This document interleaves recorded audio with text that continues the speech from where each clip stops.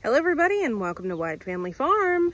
Today we are going to do a little garden tour and show you how everything has grown up within the past week. And it's pretty interesting and fun. So let's take a closer look.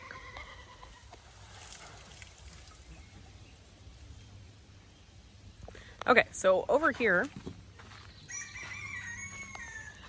we are getting trays ready because it's Christmas in July. And we are getting the fall crops ready. So we're going to be planting cabbage and lettuce and stuff like that in these trays. So we were just getting them ready and utilizing our new garden sink. Super excited. And we catch all the water down below in this bucket here, and then we can reuse it. You're on. Wanted to do a little bit of an update on the straw bale gardening. It's doing okay. We've got fruit, we've got blossoms, there's a little fruit starting here, we got some here. It's doing okay. I fertilized it a few times.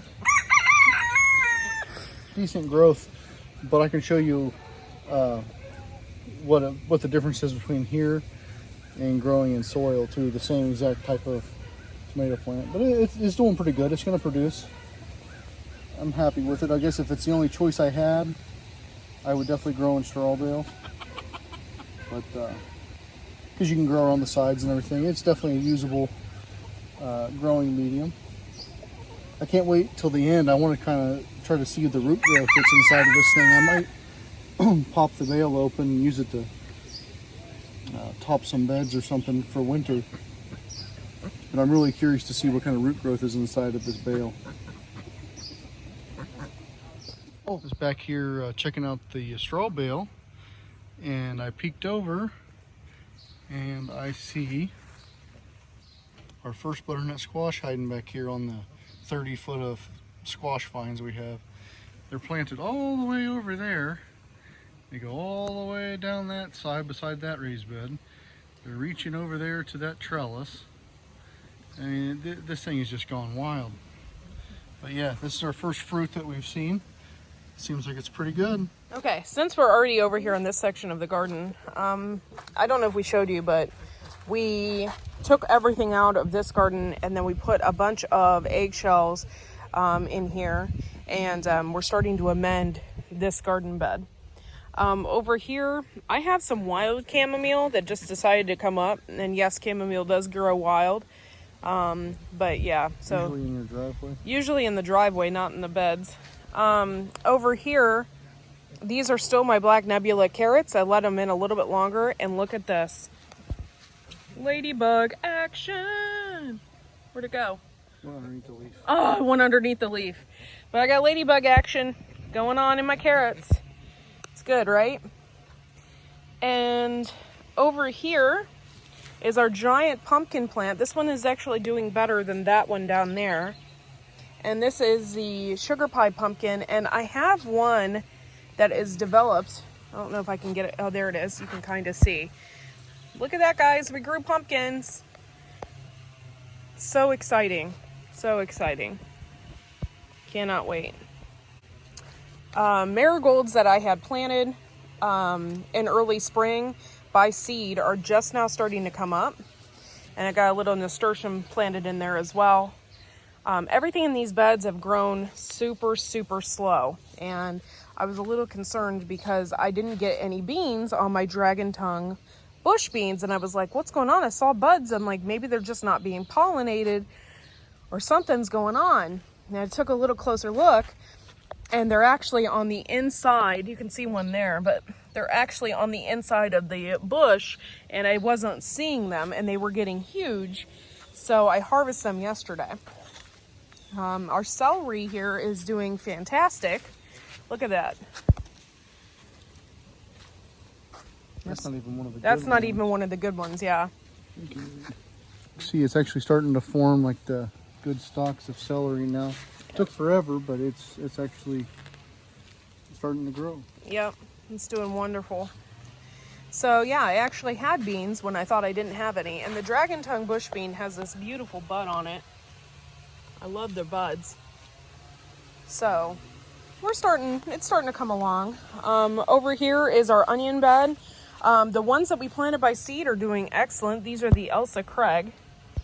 And you can see those in the front here. And then the other ones that we had planted, they were all by bulb. Some are doing okay and some are not. Yeah. We expected that. That's and why we cut the tops off of them so they wouldn't go to seed. And it helps with the wind doesn't knock them over because they get so tall, and the wind will knock them over. So if they get nice thick growth, you can trim them, and it'll continue the growth of your onion without, because once they fall over, it can damage the onion and it doesn't want to grow. It's been tough to keep the weeds out of this bed. Yep. But we got onions. We don't know when we're going to harvest them yet, but we got onions. Over here we have peppers forming. This is our goldfish container pepper, and look at that. You got some peppers on there. It's super exciting. My stevia here is doing wonderful. And then over here, I got strawberries, y'all. Lots of strawberries, and they're just not formed yet, but there's lots of blooms and stuff on these little strawberries. These are the Alexandra, and then we got these. These are Fraser strawberries. My husband bought these for me for my birthday, and we already harvested the strawberries off of those. But yeah, I do have buds. Look at that. Super awesome. This is my herb garden. This is opal basil. That is oregano for the chickens. I got a little bit of the green onions in here. I got calendula growing. Everything is really now starting to take off, and I'm super excited because I didn't think it was going to. I need to harvest some of this chamomile here for tea in the winter time. And my parsley, look at it. It's doing wonderful. I'm so excited. And sunflowers. The sunflowers correct the soil, and I planted some of those in here, and this one's starting to come to a head here, and I cannot wait. This is the comparison my husband wanted to show you. Yeah. I mean, this one has gotten so big that it's outgrown the cage, and this branch fell over, but it's still alive, so I'm going to kind of leave it and let it hang down. But I mean, look at the growth. This is the same. This is the Isis candy that was in the hay bale, and this is the same exact plant. And we got tons of little tomatoes and stuff on it. It's just they're not obviously ready to eat yet, but they're getting along. Yeah, just the difference between growing in a larger container, basically. You've got a bumblebee in action. Yeah, thank God for the bumblebees this year. Not so many honeybees, but bumblebees, and they're pollinating all over the place. So and we missed. Here we go. This is one we grew in a container. I think slugs is what I have to put some traps out here. But if you look here, got some of these super hots right here. These are a cross between Moruga Satan and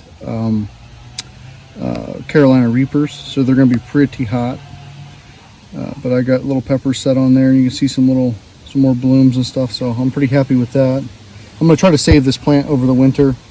I'm going to take it out of the pot, clean the roots, repot it in clean soil, and keep it under lights and see how it does. Try to overwinter it. Let's move on down here. Okay, so I thought beans were going to be a huge flop this year, including my kidney beans, and I lied. Look at that. I got kidney beans. You usually get 12 of these per pod or per plant, and I'm super excited. And look at that. I got beans right there as well. And I think actually some more plants popped up because I don't remember them being so many kidney beans planted here, but we got plenty. And over here is our peppers. Our peppers are really enjoying this manure. Not only are they enjoying the manure, I put Epsom salts, and we've got buds on our peppers. This is going to be, I think, a good year. I was really nervous. Huge turnaround because these things all look like they were going to just wilt and die. Yep. And we learned after doing she did a soil test video the other day. I paid decent money to have soil delivered. It was supposed to be garden bed mix. Have plenty of organic material mixed into it. This stuff has nothing in it, basically. It just does not have nearly enough organic material, so there's not enough nutrients for the plants. So the manure really helped give them enough to get going, and we are definitely happy we were able to do that. Yeah, we got plenty of peppers here. Some of these are mini bells. What happened was I had these all marked out, And I had, actually, you can see one here. These are King of the North. King of the North. But I had these all marked out, and then my husband put the rabbit poop on them and covered up the sign. So technically we don't have any clue as to what some of these are, but I think these are mini bells here. And then over here, a ladybug. Oh, cool. We got ladybugs everywhere. I'm so excited by that. That's awesome. Some of these are mini bells, and then I have my espionage. I think that's what these are. And then we had a ton of peppers left over. And so I just planted them along this row. And actually, these are doing great. I was not expecting that. And they even have buds on them, guys. So that's so great. We have a row of ground cherries here. Yum! That one wasn't quite all the way right, but I'll eat them green. They're so good. So that's pretty neat as well. So I'm really happy with the turnaround of the peppers. It just needed some poop, and it needed some Epsom salts. So if we can turn them around, guys, you can turn them around, because I really thought they were going to die. Yeah, I didn't think we were going to get any peppers this year because they just look so sad. And these things are starting to kick off now. Uh-oh, dropped one. Down for the count. But yeah, I got sunflower seed. This year was all about companion gardening, and I think I was very successful with that. I got sunflowers, I got nasturtium, I got marigolds, and they're all in here, and we got tons of bee life, and that's exactly what I wanted. Look at that. Honeybees are all in there. That's cool. These are teddy bear sunflowers over here. And then I got the little dwarf ones. But yeah, so that's what it was all about. Look at that honeybee there. That's so cool, guys. Bees are so cool. And that was the whole point. I got zinnias mixed in here, and I think I'm going to do the exact same thing next year. The whole point, if you guys know anything about companion gardening, the whole point of companion gardening, though, is to constantly plant the marigolds in the exact same spots. You have to do that every year. It does not work in the first year. It's not going to work in the first year. You have to keep on doing it. If you keep doing it, then the bugs are going to get repelled, and they're not going to want to come over there, and they're not going to want to be there. They don't like marigolds, and they don't like nasturtium.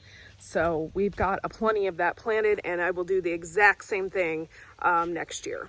Okay, so let's move on. Some of this is kind of a disaster right now because I need to get in here with the weed whacker.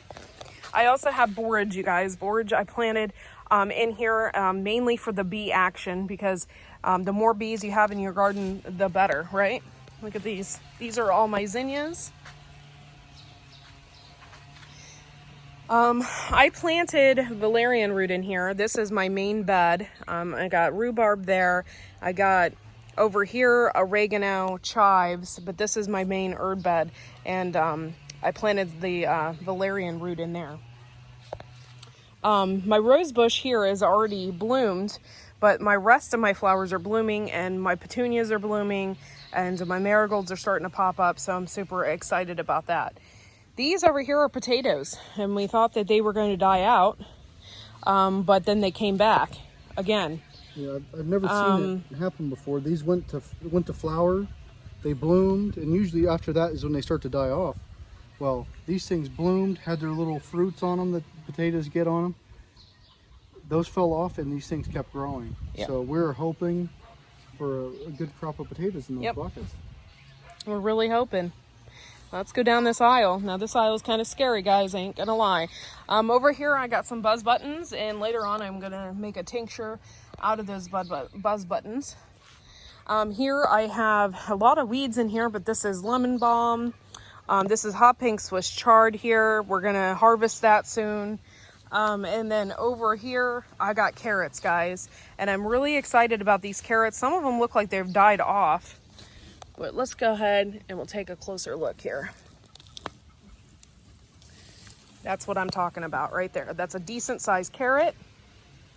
And hopefully there's more of those where this came from. I'm gonna set this back down here, and we're gonna, ooh, another ladybug. Yeah, buddy. So I'm super excited. We got plenty of of good things, a good environment in here for plants. These are Brussels sprouts. I don't know when they'll get their sprouts. I think they've already have. They're starting to grow a little bit. Yeah. Woo, they stink like cabbage.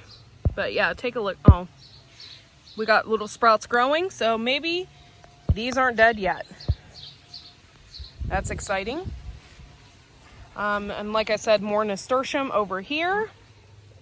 And this is our like 10-foot tall or 40-foot tall squash plant here we got going on, and we already have one butternut, so I'm really excited. Maybe we'll have that for lunch. Oh, it's not ready yet. No? No, it's still green. Oh, I didn't know. It's not ready yet. Okay, so talk about your challenge that you have with Gardener Josh here. Yeah, I challenged Gardener Josh to a gourd growth, and he's already got some, so he's ahead of the game, so he might win. But we're gonna go Lord of the Gourd, who can grow the biggest gourd by. He wanted to go by size and by weight because he's gonna try to grow a bunch of small ones. But I'm gonna start fertilizing this bad boy, and I think we're gonna get some gourds on here pretty soon because I have some action like this going on. That's already gourd forming. Yeah. Cool. I believe that one got fertilized or pollinated. And I have a few more of those starting out, like right here. Here's one.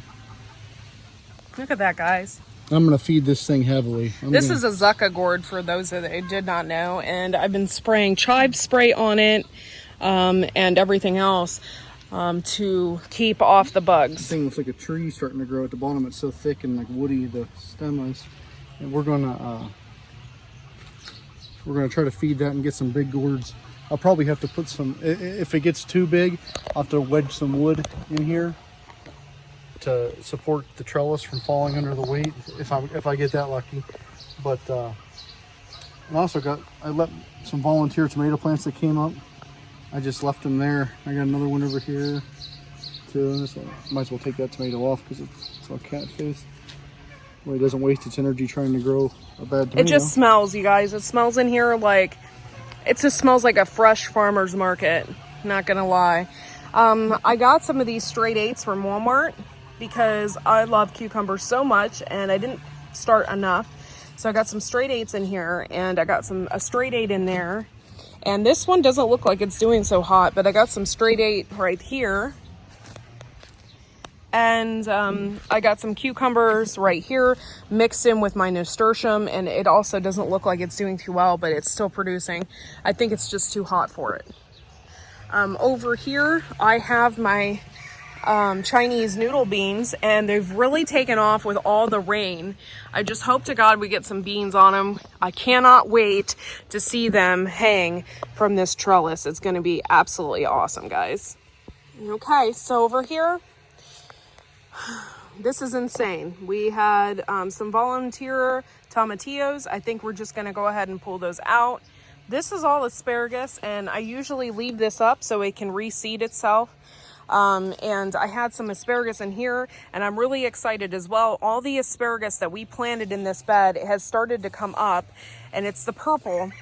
It has started to come up, and it has all this seeds coming up. So hopefully next year, this entire bed will be filled with asparagus. And if you noticed any of my pictures on the community page, I found a whole box of asparagus at Walmart. They were 30 cents a piece. So I bought a whole box of asparagus for $7. And I can't wait to get that planted as well. Fresh asparagus, there's nothing like it. Our fall gold has already started to come out, and we got some here. It's almost done, actually. It's almost done. The weather has just been crazy. We got plenty of bee action over here as well. Bees are going crazy for these berries and these blossoms. And over here, this is our first year growing watermelon, and it is huge. I'm praying that we get something off of it because that'll be awesome. It looks like something has got in here and trampled some of this. That's what it looks like. So I think maybe we either got a chicken that's coming in here or a raccoon of some sort that's coming in the garden and they're not wanted. Oh, I got a cuke. It's pretty big. I got some cucumbers, and I've actually had some issues over here with the cucumbers, but they're still alive and they're still growing up over here. And I got those straight 8s, so I'm still gonna have some more cucumbers. This was Armenian and Ashley cucumbers over here, and I actually have one right here. I think I need to pick it. I'm not sure. I've never grown them like where they were on the ground, so we'll see how that's gonna go. But they're stretching out clear over here, and that's pretty cool. All right, baby, you want to talk about your tomatoes? It grows. I mean, Look at that. We got a little watermelon. It's our first time. It looks like it was pollinated. So these are yellow doll hybrids. No, everyone just do not plant raspberries in your garden. We knew better, and we just did it anyway. Well, originally this wasn't in the garden. Originally this was where I mowed through here. The garden stopped right there where the plastic does. And we decided we wanted to add on, so added on. And the raspberries were already there. I had no idea they were going to get this wild. But as soon as they die back a little bit more, like these ones here already died back, I'm gonna go ahead and cut those back, leave some of the canes and the ones that need canes, and definitely whack them back. We're gonna end up with butternut squash growing in the raspberries. You see? Yep. Oh my gosh. All right, give them the official tour. Well, I can't remember what everything is. I have to get my list out. I know this whole row here is our paste tomatoes. They're doing pretty well. We have a lot of fruit. I got to get in here and tie some up here. They've started to grow pretty good. Yeah, and then we have some dead here that we also need to clip back. That's one thing. I think we might actually go to a hybrid paste tomato, because these Amish paste, we like them, but they really are prone to, this is a volunteer, it's not a paste tomato. They really are prone to disease, especially from the moisture and stuff. Almost immediately when they start growing, you have to start trimming those bottom leaves real quick, because they start getting spotted and everything. And then you have to watch that all spread to your other tomato plants. But we're loaded up pretty good with fruit. Yeah, another volunteer. This is a volunteer. Yeah. I can't remember. One of those is Bonnie's Best and something else down there. I can't remember. Next time I'll have to have my list out. And these are more ground cherries over here. And we got a ton on the ground already. And, all right. These are my Cherokee Purple here. Kind of look in there. I just flick these bags when I walk by. And then as soon as I see a little tomato start to form on the blooms, then I'll take this off and just mark the stem. And I know those tomatoes are not cross-pollinated. But we're starting to get some decent fruit on the Cherokees. So far, my best performer is all the way at the other end. There's Abe Lincoln in here. Trying to remember everything. I cannot remember in my list. I can't find it. To find my list. But everything here is doing pretty well. I need to keep them trimmed up from the bottom. The cucumbers are trying to invade. They always try to invade. I got a little bit of spots down here I got to trim off. But these first 5 here are Kellogg's Breakfast. And you can see these things are setting some nice big fruit. This was my first one that was set down here. I just keep watching it. Got some nice fruit here. It's like Kellogg's Breakfast is definitely one of our favorites around here. It is very good. And it's a huge beefsteak. I got another bag here. I just flick them as I go by and keep an eye on them. As soon as you see the little tomatoes form, you can take the bag off. Look at all this. This is nuts.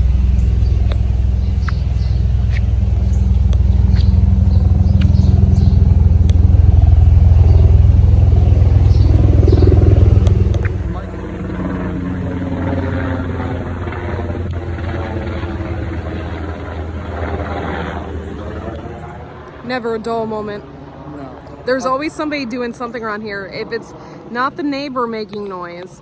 It's the helicopters. And then the neighbor over there is doing something with the chainsaw. So we always have something going on over here.